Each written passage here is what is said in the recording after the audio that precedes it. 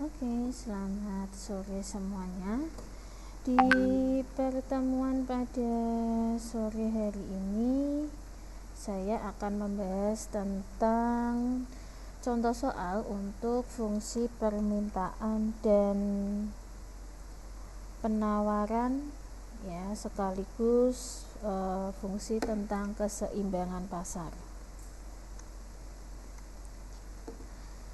Oke, langsung saja saya awali dari kita belajar untuk membuat yang namanya kurva permintaan. Nah, jadi di sini yang namanya kurva permintaan, dia dari kiri atas ke kanan bawah. Kemudian garis horizontal atau sumbu X menyatakan jumlah atau kuantitas, sementara garis vertikal atau sumbu Y menyatakan harga barang, ya.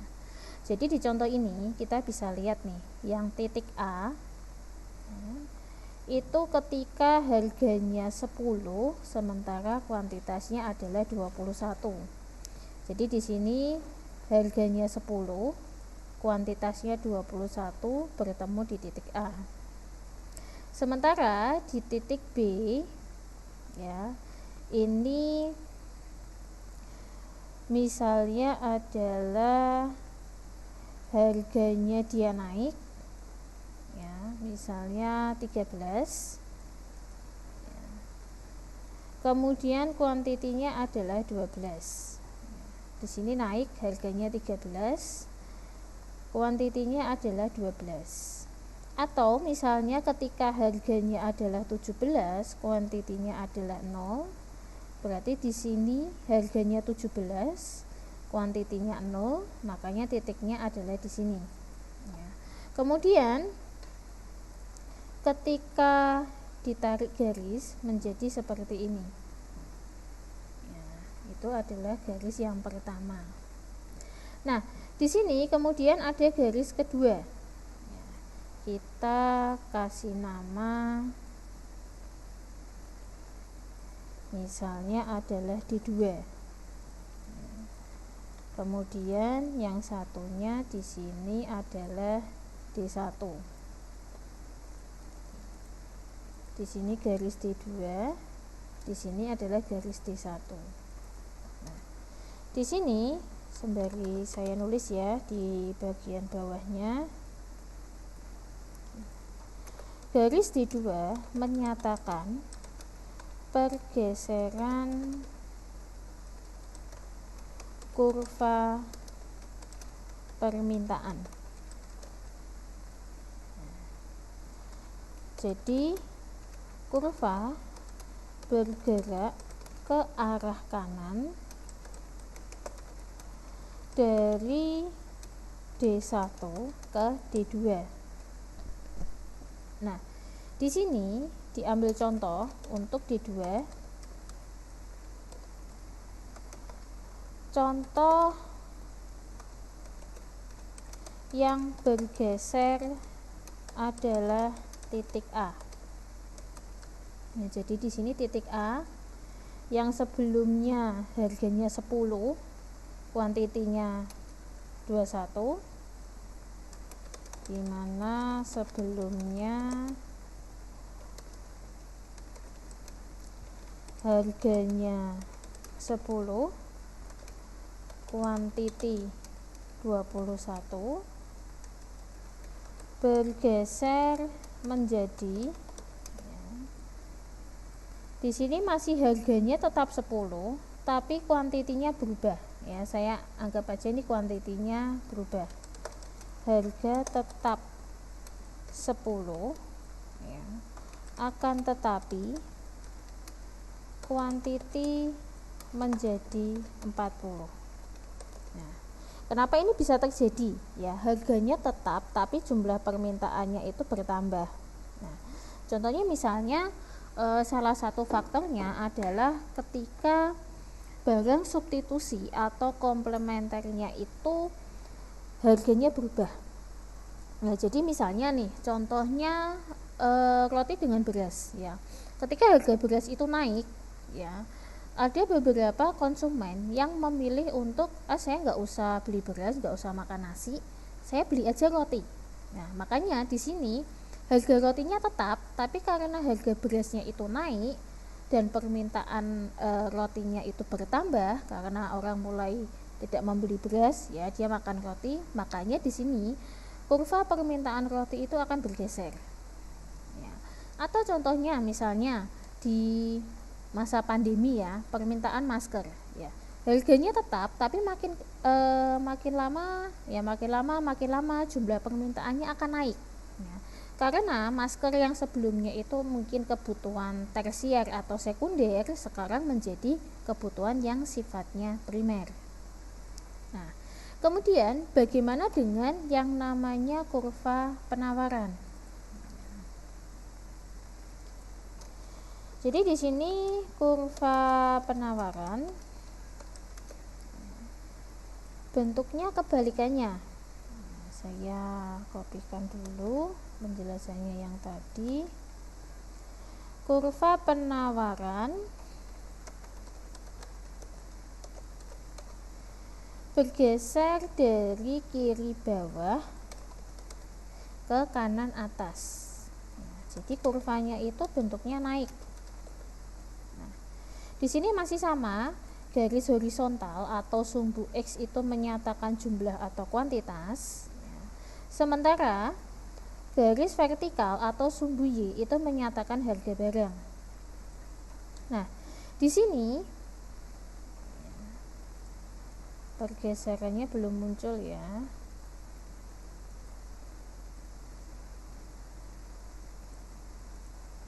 Saya dulu ya.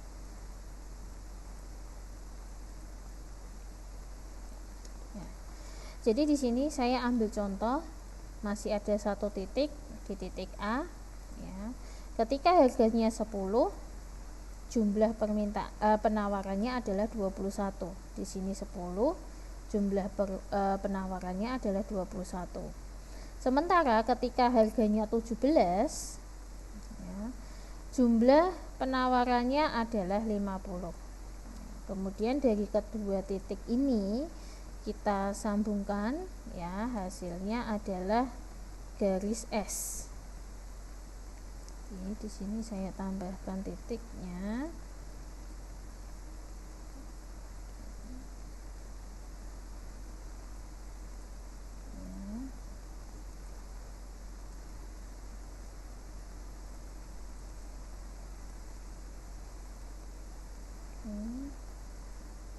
Di sini saya turunkan ya.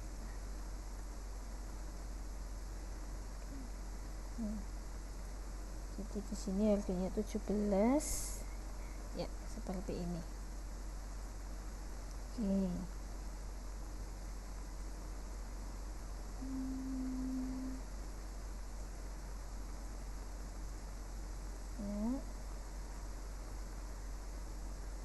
Nah, cara mendapatkan garisnya adalah seperti ini.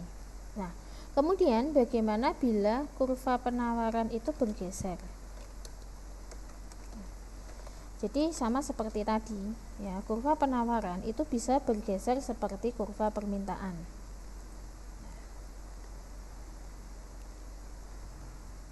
Oke, jadi tadi awalannya itu adalah S1 ya.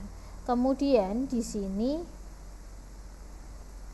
kurvanya itu bergeser ke arah bawah menjadi S2. Jadi di sini garis S2 menyatakan pergeseran kurva penawaran. Jadi kurva itu bergerak ke arah bawah dari S1 ke S2. Nah, di sini untuk S2 saya ambil contoh yang bergeser masih titik A, di mana sebelumnya harganya adalah 10, barang yang ditawarkan kuantitinya 21. Bergeser menjadi harganya tetap 10, tapi yang ditawarkan menjadi 40. Nah, bagaimana bisa? Ya, contohnya seperti ini. Kenapa harganya tetap? Ya, tapi barang yang ditawarkan itu semakin banyak. Ya, logikanya kalau menurut hukum permintaan, penawaran itu akan bertambah kalau harga yang ditawarkan itu juga bertambah. Nah, tapi kenapa di sini harganya tetap, tapi jumlah yang ditawarkan itu dia bertambah? Ya, biasanya terjadi terhadap barang-barang yang banyak diminati oleh masyarakat, tapi untuk kenaikan harga barangnya itu kurang bisa dilakukan karena itu adalah barang-barang yang sifatnya itu adalah umum atau common atau kebutuhan-kebutuhan yang sifatnya itu pokok. Ya, saya ambil contoh misalnya nih mie instan. Ya, ketika banyak sekali peminat mie instan merek A, ya, yang ditawarkan mungkin dengan harga 2.500, ya.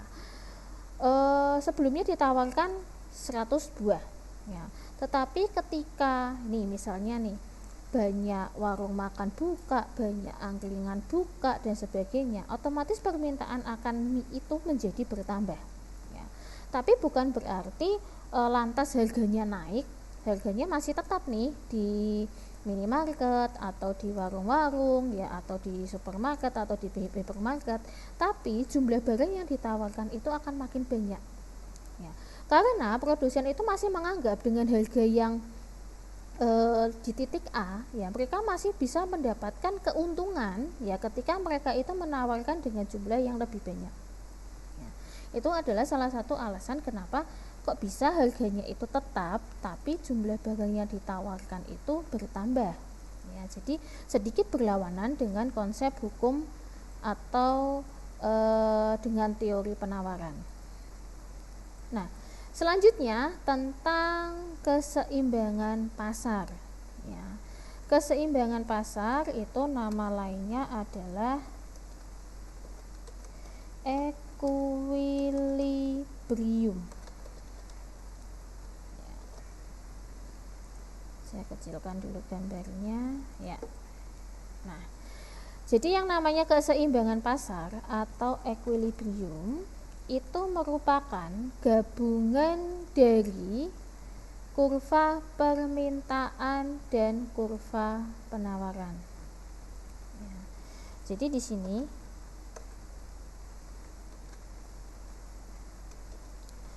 kurva keseimbangan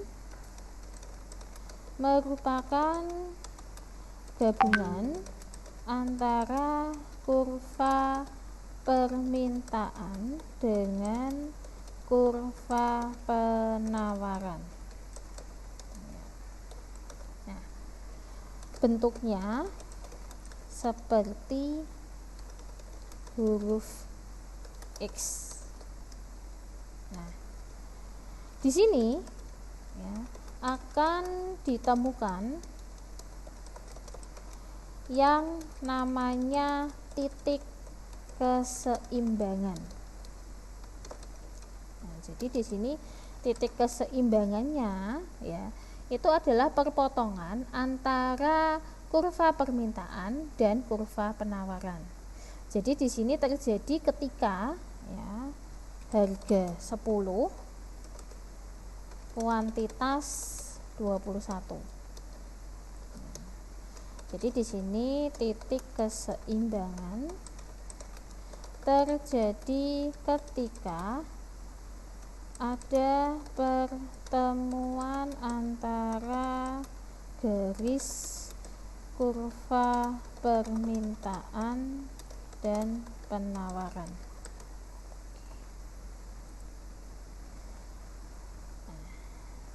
Selanjutnya kita masuk ke contoh soal.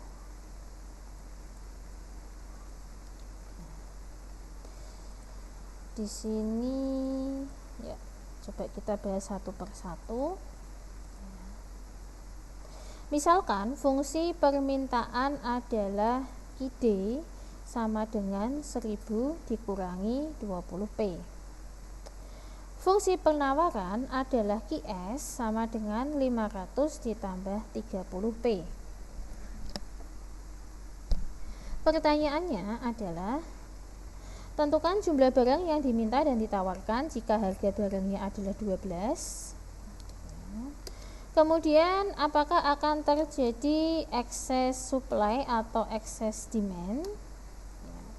Kemudian yang ditanyakan, berapa seharusnya harga yang pantas untuk barang ini? Kita lihat ya, untuk cara perhitungannya.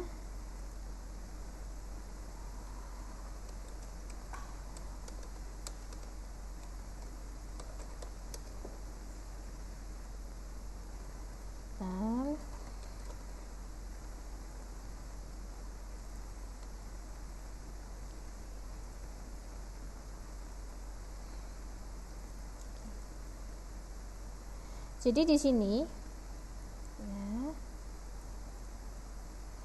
ketika barang yang ditawarkan adalah 12, ya, saya copy dulu ya. Kita masukkan ke persamaan ini.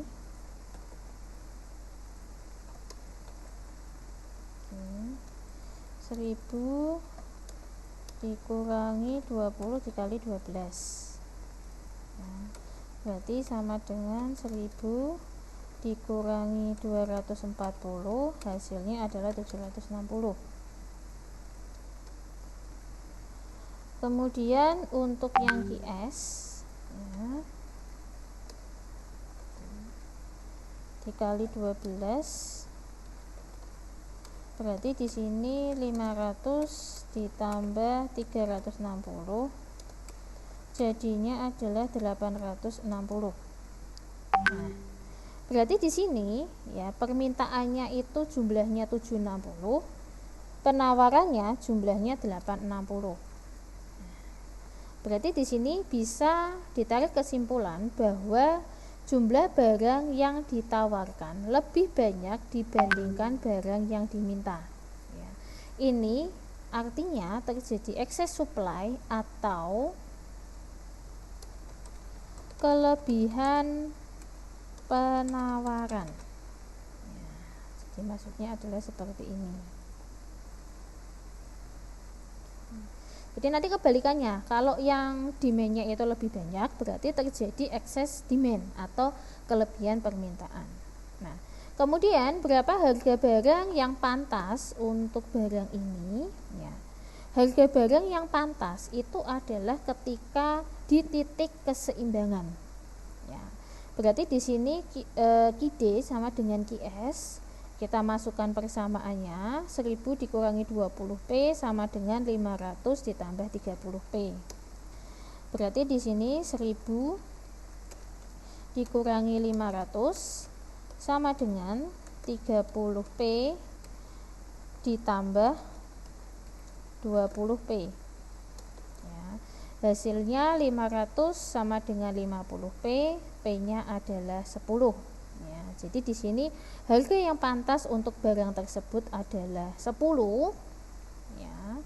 Kemudian dengan jumlah barangnya adalah 800. Ya. Oke.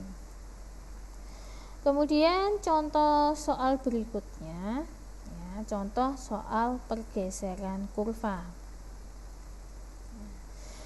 Jadi di sini ada penawaran stiker. Ya. QD sama dengan 600 dikurangi setengah P. Dan sementara QS adalah 100 ditambah setengah P. Berdasarkan informasi tersebut, yang ditanyakan adalah tentukan jumlah dan harga keseimbangan stiker.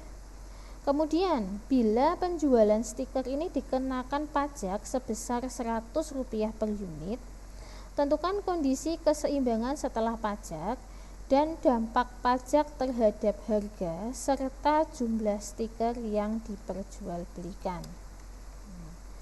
Kita lihat bagaimana caranya. Ya. Keseimbangan, ya, caranya sama seperti tadi. QD sama dengan QS. 600 dikurangi setengah P sama dengan 100 ditambah setengah P. Kemudian kita pindahkan ruas, 600 dikurangi 100 sama dengan setengah P ditambah setengah P. 500 sama dengan P. Nah, kemudian itu baru ketemu harganya. Kemudian kita cari jumlah unitnya. Di sini ketemu bahwa 600 dikurangi setengah dikali 500 itu adalah 350 unit. Ya, berarti untuk soal A sudah selesai. Kemudian untuk soal B, kalau ada pajak, ya, bagaimana kondisi keseimbangannya? Jadi di sini dampak pajak terhadap keseimbangan adalah pajak akan mempengaruhi harga per unit dari komoditi yang ditawarkan. Jadi di sini dicek dulu. Ya. Kita cari harga per unit komoditi sebelum pajak. Ya, tadi kan QS sama dengan 100 ditambah setengah P. Kita cari harganya berapa. Kita pindah ruas. QS sama dengan QS dikurangi 100 sama dengan setengah P. Ya. Kemudian P sama dengan 2 QS, ya, dikurangi 200. Ya, di sini ya, kita kali 2. Ya. Saya kasih note. Ya. Dikali 2. Ya, jadi di sini itu 2 QS. Biar gak bingung, dikurangi 200, ya, sama dengan P, ya, setengah kali 2 itu 1, P nya nggak usah ditulis. Kalau dirubah berarti P sama dengan 2 QS dikurangi 200. Nah, setelah dikenakan pajak, ya, maka harga per unit menjadi, ya, 2 QS dikurangi 200, tadi pajaknya 100, berarti di sini pajak itu akan menambah harga, berarti ditambah 100.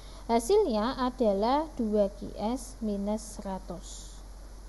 Nah, kemudian di sini, nah, coba saya kecilkan. Nah, fungsi penawaran yang baru setelah pajak. Jadi di sini setelah pajak, ya, kita kan mendapatkan tadi ini. Atau kalau kita pindah seperti ini, ya. Kemudian di sini biar gak bingung, ini dibagi 2.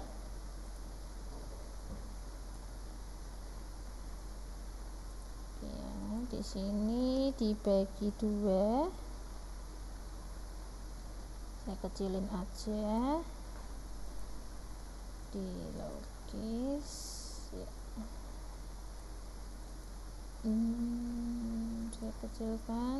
Nah, di sini dibagi 2, ya. Hasilnya adalah kalau dibagi 2, saya kecilkan dulu tulisannya,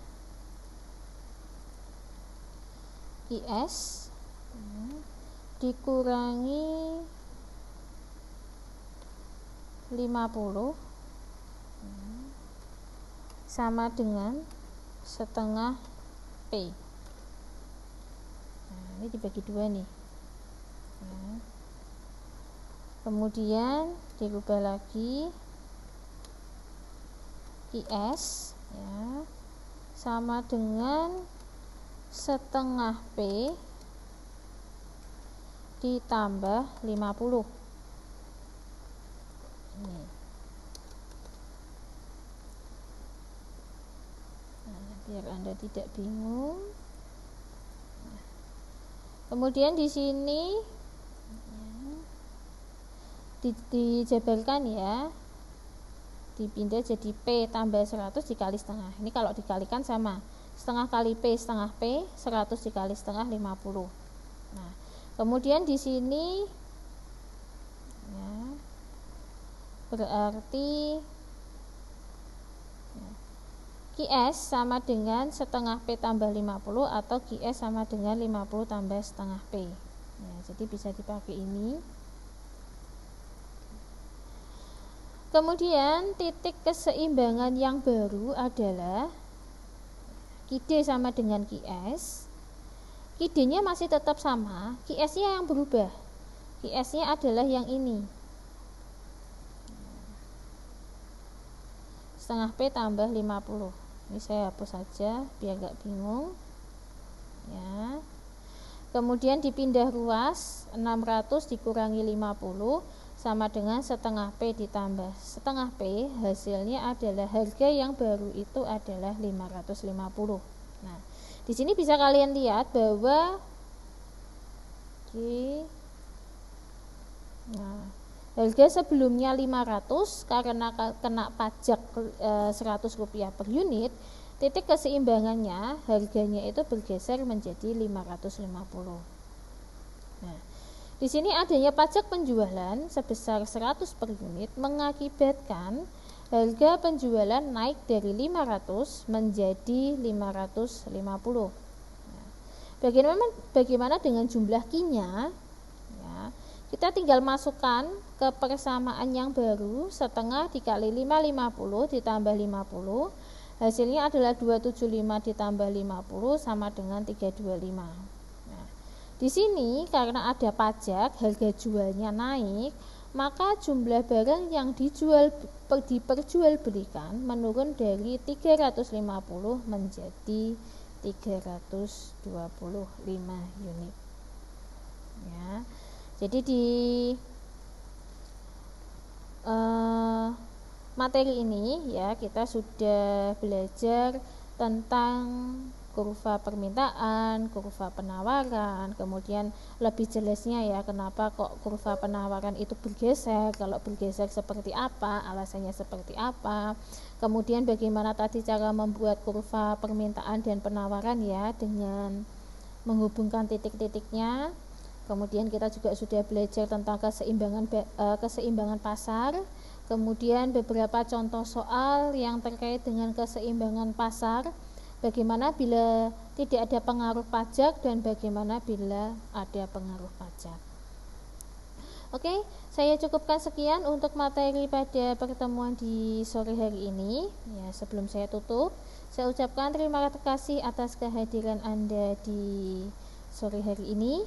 Ya, dan jangan lupa ya absennya ditulis di siakat. Ya, dicek lagi apakah sudah betul-betul tercatat ya sebelum Anda log out dan sebagainya ya, jadi supaya tidak ada miskomunikasi di antara kita. Dan nanti di minggu depan kita akan mulai belajar tentang yang namanya elastisitas permintaan dan penawaran.